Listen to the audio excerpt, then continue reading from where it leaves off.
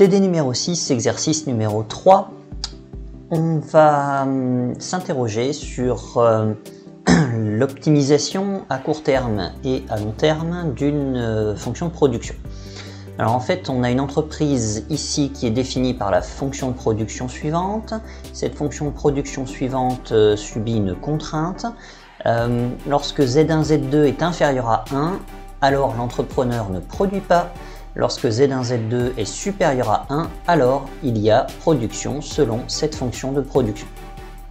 Z1 et Z2 représentent les quantités des deux facteurs de production.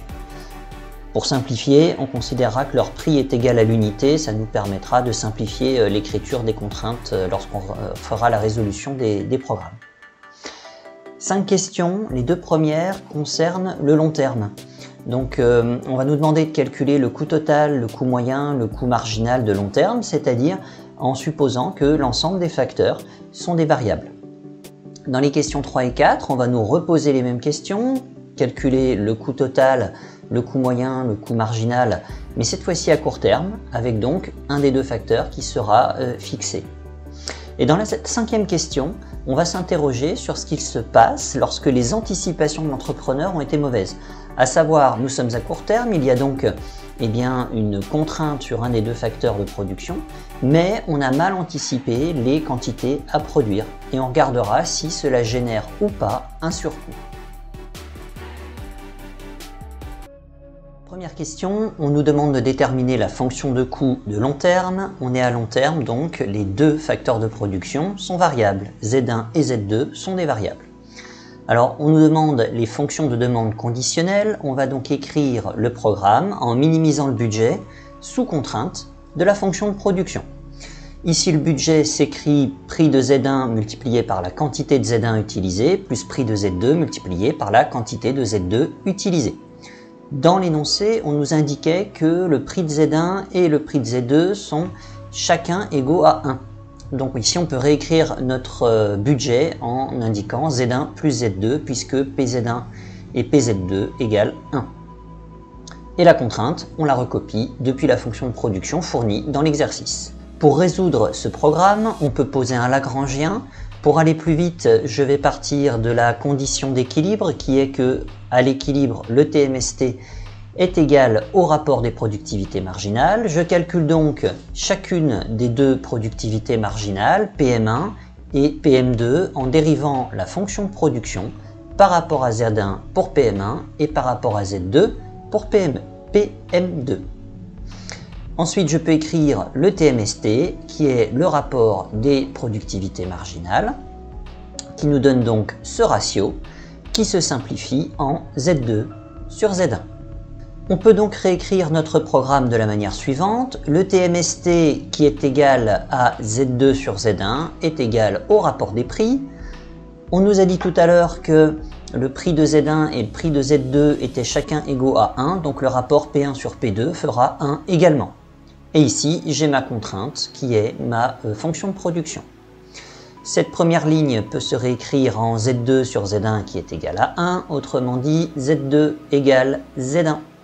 C'est ce que je vais réinsérer dans cette deuxième ligne. Donc ici, j'ai remplacé Z2 par Z1 puisqu'il y a égalité entre Z2 et Z1. Et cela me permet d'écrire Y en fonction de Z1. Puisque j'ai l'égalité entre Z2 et Z1, puisqu'ici j'arrive à l'idée que Z1 est égal à Y plus 1, forcément Z2 sera également égal à Y plus 1. Par conséquent, on peut maintenant écrire la fonction de coût de long terme qui sera égale à PZ1 multiplié par Z1 étoile plus PZ2 multiplié par Z2 étoile. On a dit que les prix étaient égaux chacun à 1. Et puis on vient de calculer que Z1 étoile est égal à Y plus 1 et que Z2 étoile est égal à Y plus 1 également. On a donc une fonction de coût de long terme qui s'écrit 2Y plus 2. À long terme toujours, on s'interroge sur cette fois-ci le coût moyen et le coût marginal. Alors ici j'ai laissé pour mémoire la valeur du coût total de long terme. Le coût moyen c'est le coût total divisé par Y. Donc ici on divise cette expression par Y et on obtient 2 plus 2 sur Y. Et là, on a le coût marginal de long terme, qui est la dérivée de cette expression par rapport à y, et donc on obtient 2. Lecture graphique de ces résultats, eh bien, on a ici notre coût moyen qui est décroissant. On voit que à long terme, plus les quantités produites sont importantes et plus le coût moyen va être faible. Donc l'idée, c'est qu'on a une optimisation des capacités de production. Et donc, plus les quantités produites seront grandes ici, et plus le coût moyen unitaire sera faible. Le coût marginal, lui, est une constante et est donc représenté par la droite rouge. Question numéro 3, on s'interroge maintenant sur le coût total de court terme. Alors qu'est-ce qui change à court terme? Un des deux facteurs doit être fixé, et ce qui nous est proposé dans l'énoncé, c'est que Z2 soit égal à 4. Donc l'écriture générique de notre fonction de coût est toujours la même, P1 Z1 plus P2 Z2. Par contre, on va intégrer les éléments qu'on connaît. P1 Z1, P2 Z2 sont tous deux égaux à l'unité. Et puis, il va falloir du coup qu'on détermine les valeurs de Z1 et de Z2. Pour Z2, c'est pas très compliqué, c'est fourni par l'énoncé, Z2 égale 4. Il va donc falloir qu'on identifie Z1. C'est ce qu'on fait ici. Donc ici, on reprend notre contrainte de production, notre fonction de production. On va remplacer Z2 par sa valeur, 4. Donc on obtiendra racine de 4, 4 exposant 1,5. Et donc ça nous fera 2. Donc du coup, notre fonction de production de court terme va s'écrire 2 Z1 exposant 1,5 moins 1. Ce que je vais faire, c'est que je vais chercher à isoler Z1. Donc ici, je supprime le moins 1 à droite, donc je fais plus 1 à droite, donc je fais plus 1 à gauche également, et je vais ensuite diviser par 2. Donc du coup, Z1 1,5 est égal à Y plus 1 sur 2. Ce que je cherche, c'est pas Z1 1,5, c'est Z1, donc je mets cette partie de l'écriture au carré. Ce que je fais à droite, je le fais à gauche, donc je vais mettre l'ensemble ici au carré, j'obtiens donc y plus 1 au carré sur 4, c'est-à-dire 2 au carré. Une fois que j'ai la valeur de Z1, je vais pouvoir la réinsérer dans ma fonction de coût et écrire ma fonction de coût total de court terme. Elle s'écrit alors P1Z1 plus P2Z2, on sait que PZ1 est égal à PZ2 est égal à 1, et on sait que Z2 est égal à 4, et on sait que Z1 est égal à cette écriture. Donc du coup, j'obtiens ceci. Alors, je vais essayer de l'écrire un petit peu plus proprement. Je sais que derrière, on va me demander de calculer un coût marginal et un coût moyen, donc je pourrais m'arrêter là, j'ai répondu à la question, mais ça ne va pas être pratique pour la suite. Donc, je vais développer et réduire pour obtenir une écriture un peu plus propre. Donc ici, je vais développer la parenthèse qui est au carré, l'identité remarquable qui est ici. J'obtiens donc cette écriture, et une fois que j'ai développé mon identité remarquable, je vais la réduire pour obtenir 1 quart de y carré plus 1 demi de y plus 5 quarts. Quatrième question, on me demande de déduire de cette fonction de coût total le coût moyen et le coût marginal de court terme. Donc j'ai gardé ici l'écriture de mon coût total. Je sais que le coût moyen, c'est le coût total divisé par y, donc je vais diviser ici chacun des membres de cette expression par y. C'est ce que je fais ici, et donc j'obtiens y sur 4 plus 1 demi plus 17 sur 4y. Ça, c'est l'écriture de mon coût moyen. Le coût marginal, c'est la dérivée de l'écriture du coût total par rapport à y. Donc j'obtiens 2 quarts de y, donc 1 demi de y, plus 1 demi. On a donc maintenant le coût moyen et le coût marginal de court terme. Pour en faire l'étude graphique, il est intéressant d'aller chercher le point où notre coût moyen et notre coût marginal vont se rencontrer, vont être égaux. Cela nous donnera en fait le minimum du coût moyen. Donc ici, je repars de cette égalité, de l'égalité entre le coût moyen et le coût marginal. Donc je reprends les deux écritures que je viens d'obtenir ici et là, et puis eh bien, je vais les résoudre. Donc très concrètement, je vais isoler dans la partie gauche de l'écriture la partie qui intègre la variable y. Alors ici, mathématiquement, je vois qu'il y a divisé par y, du coup je l'isole à droite, je mets la partie gauche au même dénominateur, ce qui me permet ensuite de faire une multiplication et donc eh bien d'isoler dans la partie gauche uniquement de mon équation la variable y, puis d'écrire le résultat pour y qui est donc égal à racine de 17 ou 17 exposant 1/2. Ce point-là, ce sera donc notre seuil de rentabilité. Voyons voir ce que ça donne au niveau du graphique. Donc voilà la représentation graphique. Le seuil de rentabilité que nous venons de déterminer est bien présent ici. Donc ici, on a bien y racine de 17.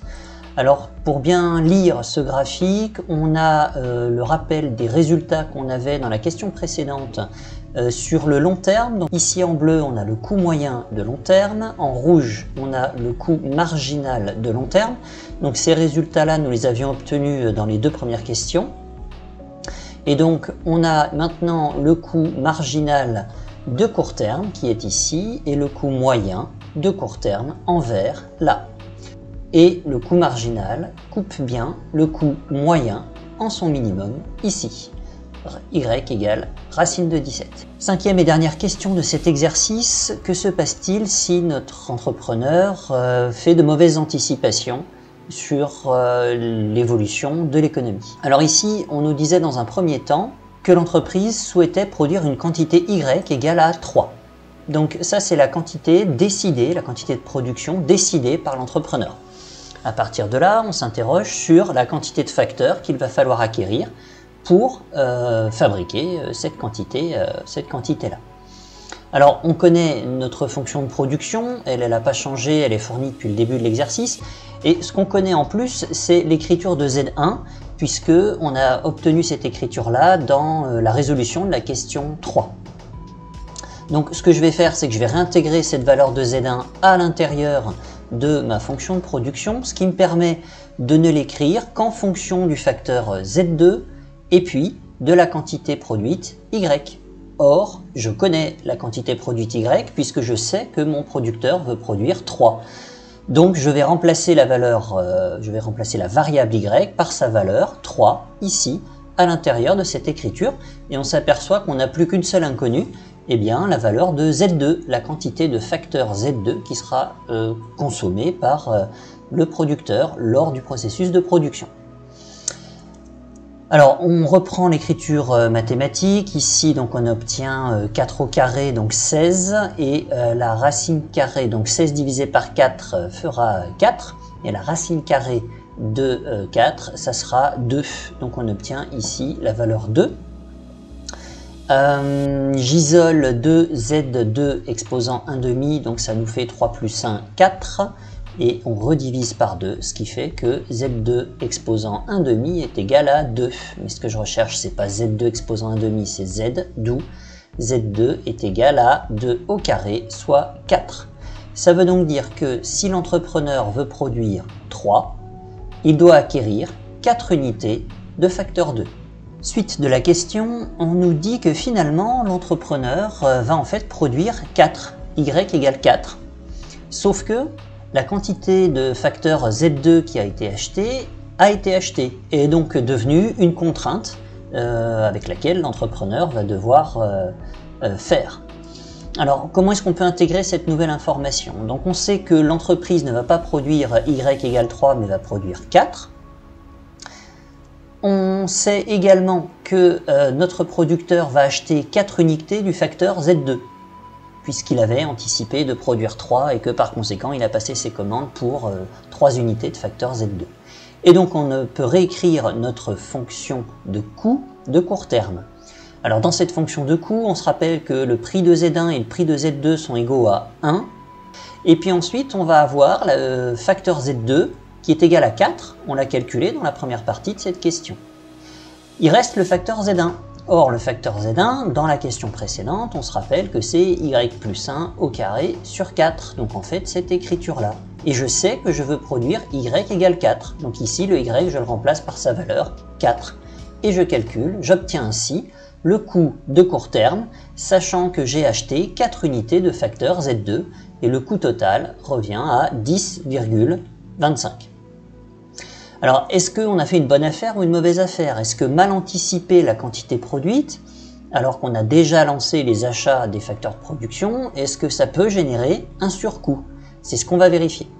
Alors, on va se poser la question en se disant, finalement, quel aurait été le coût si jamais on avait anticipé la bonne quantité de facteurs? Si j'avais anticipé la bonne quantité de facteurs, ça veut dire que je n'ai aucune contrainte sur mes facteurs, autrement dit que tous mes facteurs sont variables. Si tous mes facteurs sont variables, ça veut dire que je suis à long terme. Si je suis à long terme, je reprends le coût de long terme. Donc ici, je reprends la formulation du coût de long terme qu'on avait établi un petit peu plus haut dans l'exercice. Je remplace la quantité produite par 4 puisque c'est la quantité qui finalement va être produite par l'entrepreneur et j'obtiens un coût total de 10. Donc en fait, si on avait bien anticipé la production, y égale 4. Si on ne s'était pas trompé, si on n'avait pas réfléchi avec y égale 3, alors on aurait subi un coût égal à 10. Il s'avère qu'on pensait que la quantité produite serait égale à 3. Donc on a lancé nos achats de facteurs de production Z2 et on en a acheté 4 unités. Il s'avère que maintenant que la production nécessaire n'est plus de 3 mais de 4, en fait on n'a pas acheté la bonne quantité de facteurs de production Z2 et par conséquent on subit un surcoût. Ce surcoût est égal à 10,25, le coût qu'on a calculé là, moins les 10, le coût qu'on a calculé là, c'est-à-dire 0,25. Ce qu'on peut retenir de manière générale, c'est que si l'entreprise réalise à court terme la production pour laquelle les capacités de production ont été prévues, c'est-à-dire qu'on n'a pas fait d'erreur d'anticipation, alors le coût de court terme est égal au coût de long terme. Il n'y a pas de différence entre les deux à l'équilibre. Par contre, si on a mal anticipé, alors à ce moment-là, on aura acquis des facteurs de production qui ne sont pas les quantités optimales, et à ce moment-là, on va subir un surcoût. Dès qu'il y a surutilisation ou sous-utilisation de capacité de production, on génère un surcoût, et la conséquence, c'est que le profit n'est plus maximum pour l'entrepreneur.